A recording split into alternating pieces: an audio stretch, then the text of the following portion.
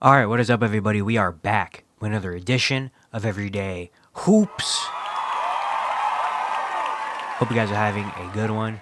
Today, we're going to be talking about the Orlando Magic. They are currently on a 6-game win streak. They are third in the Eastern Conference, and they've been doing all this without their star, Paolo Banchero. So how has it been working? How has this team, without their star player, going on this win streak and looking like a really, really good team? I want to talk all about it and dive into it here in today's video.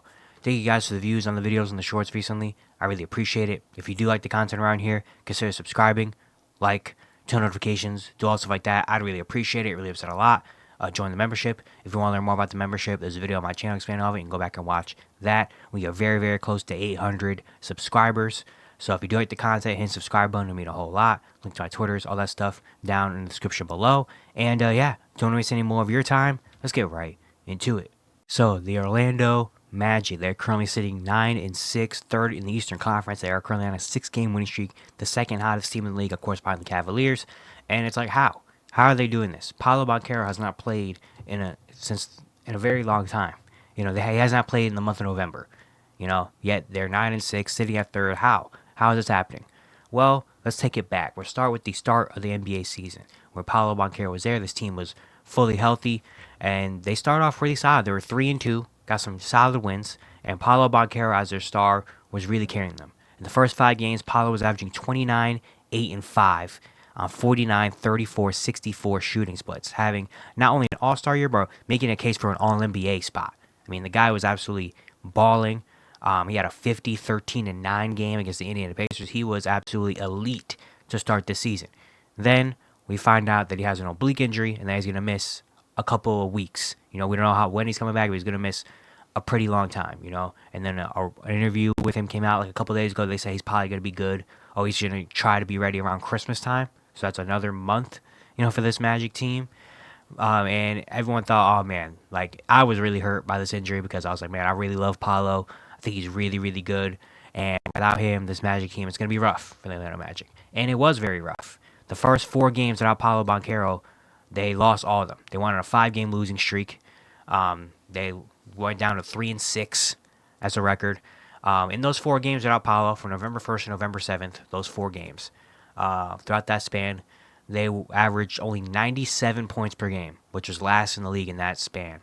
So, yeah, they couldn't even get to 100 without Paolo. They were last in field goal percentage, 29th in three-point percentage. They had the worst offense, 30th ranked offense, only the 12th ranked defense, and were 29th in net rating. So a combination of having a very horrible offense and only the number 12 defense, so an okay defense, like, nothing great, but it's just like, all right, it's solid. That's not really a recipe to win games in the NBA, especially nowadays in the current NBA. And they were very, very bad. They also had a pretty kind of a rough start in the schedule. I mean, they played against the Cavaliers and lost by 11. They lost by 23 to Dallas, lost by, 16 to OKC, and then lost by 7 to Indiana in a tight game.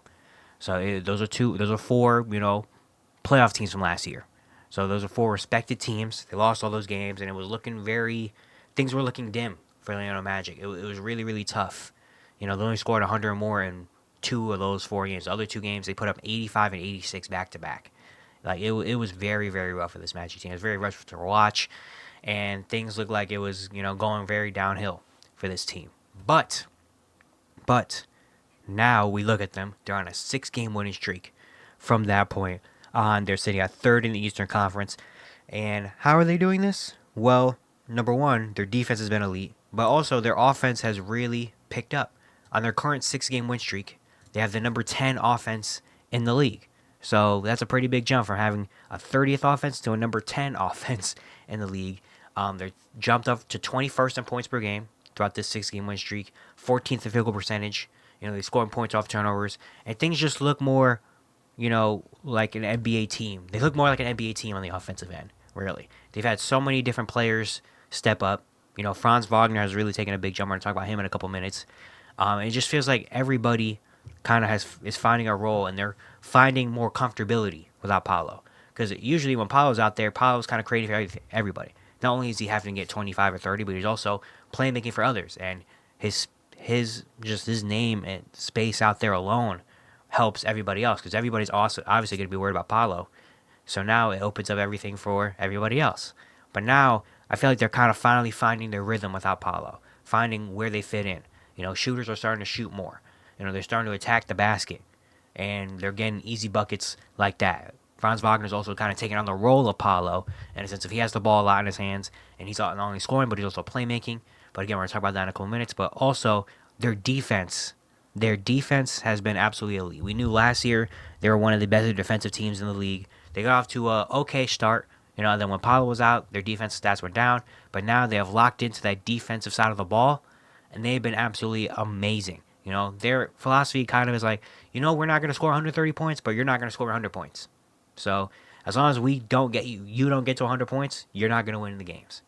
So on this current 6-game win streak, they have their number one defensive rating. They have a defensive rating of a 95.6 throughout these 10 games, and they have the number one net rating as well. They're fourth in blocks per game, 10th in points off turnovers. They're averaging over 20 points per game off turnovers, which is big. And then looking at opponent stats, they're sixth in opponent points off turnovers, 14.8. So they're scoring 20 points per game off turnovers, but allowing less than 15. So that's a 5-6 point difference, in points off turnovers. They're third in opponent second chance points. Teams are only averaging 11 second chance points per game off them. So they're not letting teams, get second opportunities and score that way.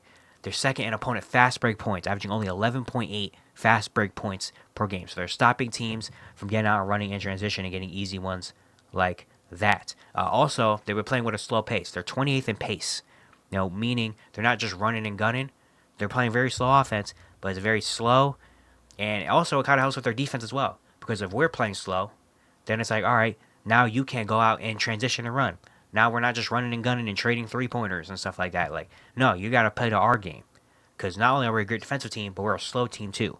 So you're not going to come out and get, 100 possessions and stuff like that, which really helps their defense. They're first in opponent points in the paint as well. Teams only averaging 36 points from the paint per game on them. So they are really protecting the paint. Because they're also doing this without Wendell Carter Jr., who's their starting center. But they have Goga Badase, Jonathan Isaac, Mo Wagner, and they have been really good at protecting the paint. They're first in opponent field goals made, first in opponent field goal attempts, meaning teams are not scoring or getting shots up on them. They're second in opponent field goal percentage. Teams are only shooting 40% from the field on them. They're third in opponent three-point attempts, so teams are not getting threes up on them. And they're fourth in opponent three-point percentage. Teams are only shooting a little bit less than 32% from three. So teams are shooting bad from the field and from three against them. And yeah, you're not going to win games if you're shooting bad against a team like that. They're second in opponent offensive rebounds per game. They're sixth in opponent defensive rebounds, and overall third in opponent rebounds per game. So teams are not rebounding on them. They're first in opponent assists. Teams are only averaging 21 assists per game, and they're first in opponent points per game. Teams are only averaging 91 points per game on them in the last 6 games. They're on throughout this entire 6-game win streak, no team has scored 100 points on them. The closest was last night. Phoenix scored 99. But no team, they're on a 6-game streak of allowing less than 100 points per game, which is super, super impressive in today's NBA where teams are averaging about maybe 110, 115, something like that. And teams are not even getting to triple digits against the Magic. So their defense has been absolutely elite. And overall, in the entirety of the season, they have the second best defense in the league, only behind, I think, the OKC Thunder? Yeah, OKC Thunder have been elite defensively. But yeah, the Magic, their defense has been absolutely elite on different levels of elite, and their offense has been good enough to sustain, which is a really good recipe to win games. Now another factor in this, they've also have had a pretty easy schedule throughout the last 6 games. In these last 6 games, they played against the Pelicans, who are playing a G League team basically now because of injuries. The Washington Wizards are the Washington Wizards. The Charlotte Hornets they're fun, but they're still not that good. The Indiana Pacers have been very inconsistent this year. The Philadelphia 76ers suck, apparently. And then the Phoenix Suns last night without Kevin Durant and Bradley Beal. That is a pretty easy schedule, but wins are wins. And this is what playoff teams are supposed to do. Playoff teams and teams that want to make the playoffs and want to win a lot of games, you have to beat the teams that you're better than. And that's what the Magic are doing right now. And without Paolo Banchero, that is super, super impressive. To be able to beat the teams that you're supposed to beat and taking care of business. That's all the Magic are doing right now, taking care of business. And they're doing it in a really good way. So you can't really fault them for that. They don't pick the schedule. So you can't really fault them for that. But, they're taking care of business. They're getting the wins when they're supposed to be getting them. And now looking more at individual players and Franz Wagner has been amazing. Throughout this win streak, in the last 6 games, Franz Wagner's averaging 29, 6 and 6, 1.5 steals on 47, 37, 88 shooting splits. He's been amazing. He's had 30, I think, what, 2 or 3 of the last 6 games. He has been not only scoring, but he's been playmaking as well. The playmaking has really taken a jump. He's got the ball a lot more in his hands, and he's making plays for others, and getting others involved, which I think is a big thing. He's, again, kind of taking over that Paolo Banchero role, and since he has the ball out in his hands, he's making good decisions with it. He's also solid shooting splits, 47, 37, 88. That's a really good shooting splits. On the entirety of the year, he's averaging 23, 5 and 5 with almost 1.5 steals on 47, 36, 84 shooting. And honestly, I said it maybe once or twice before in these videos, but he's having an all-star level season. Like, if Paulo Balcaro doesn't qualify to make the all-star game because too many games missed, Franz Wagner is going to slide right in there as that all-star for the Magic because he has been great, not only on the offensive end, but on the defensive end. You know what he can do. He's so skilled. He's so versatile. He is amazing. Jalen Suggs also has been really good this season after having a breakout year last year. It looks like he's improved on this year. I would give you almost 15 points per game, almost 5 rebounds, almost 4 assists, 1.5 steals, and a block per game. The efficiency from 3 hasn't been great, but he's also taking almost 7 per game. He's leading the team. He's leading the team in 3-point attempts, and he's also been kind of letting it fly. Like, he kind of has become kind of a no conscious, just like, I'm here to shoot threes, I'm going to shoot threes. Sometimes he takes a lot of crazy kind of deep threes, but that's kind of what the Magic need because Magic don't have a lot of shooters right now, and their one shooter they brought in, KCP, has not been shooting the ball well. So Jalen Suggs has kind of just been letting it fly. He's been doing good. He's also been putting the ball a lot more on the floor, not afraid to get to the mid-range, not afraid to, get to the basket and put the ball on the floor, which is really nice, and we already know what he's going to do on the defensive end. He's one of the captains of the defensive end for this team. We already know what he's going to do there. And then you have a lot of other players that are just really stepping up. Mo Wagner give you 12 points per game, one of the better backup big men in the league, shooting 54% from the field. Just a guy that's going to bring a ton of energy on both ends. You know how much he talks and how much, he's just the passion for the game that he has is going to bring a lot of energy there, but also is a very skilled big that can score in the paint. He's had some really nice moments. Anthony Black, their second-year player, their 6th overall pick last year. Anthony Black has become a fixture in the rotation this year. He's taking Cole Anthony's minutes. Cole Anthony isn't really a regular rotational player anymore for this team, which sucks because I was a fan of Cole Anthony, but Anthony Black just fits more and gives this team what they need. He's a big body. He's about a 6'6", 6'7" guy that can play the point, can also play off the ball. Defensively, he's going to compete. He's got good length. He gets a lot of steals and passing lane stuff and, fits on the defensive scheme. On the offensive end, he's a guy that just, whatever you ask him, he's going to do. You need him to be the point guard, you need him to play make? Sure. I'll give you 4 or 5 assists. You need me to be a spot-up shooter in the corner? He's gotten better at that. The numbers, percentages still aren't great, but you can definitely tell that he's improved a lot from last year to this year where you can rely on him to make a corner 3 or 2, to kind of seal games or win games for them. He's just a guy, he's just a high IQ player. He's a high IQ player that's going to fit in wherever. He doesn't need the ball in his hands. He doesn't need to be a scorer to be effective. If he needs to be a playmaker, he can. If he needs to be a defender, he can. If he needs to be a connecting piece, he can. But if you ask him to play the starting point guard, he can. Like, he's just a guy that can fit so many different areas, and he's taken a lot of other guys' minutes and has become a fixture in the rotation because he just fits this scheme a lot more. Goga Badadze. Goga Badadze has become a very serviceable big. Last year, he played a lot of spot minutes when Wendell Carter and them were out, and he did a pretty good job. And this year, he's doing it again. He's doing a really good job. Give you 8 points, 6 rebounds, and assists, almost 1.5 blocks. He's shooting 71% from the field. Just a big body down low in the center position in the paint that just does all the regular center things pretty solidly. He's going to protect the rim at a solid level, block shots. He's going to rebound the ball. He gets a lot of offensive rebounds. He averages almost 3 offensive rebounds per game. Half his rebounds are offensive rebounds. He just goes out there and he gets a lot of offensive boards, a lot of tip-ins and stuff, and just has really nice touch around the paint. So he's been doing his thing. Jonathan Isaac, we know what he does on the defensive end. He's a monster on the defensive end, playing him at the center, power forward center position. No matter where you put him on the court, he's going to make some plays defensively. And he's also been a solid 3-point shooter this season. KCP, the thing is, they've been doing all this too. KCP hasn't really gotten fire yet. KCP's shooting only 24% from 3 right now and 35% from the field. He has not been shooting the ball at all this year. Yet he fits on the defensive scheme, and he's just a veteran guy that you also kind of have to respect. Like, even if he's not shooting good, it's KCP. eventually he's liable for a game where he pops up and hits 5 or 6.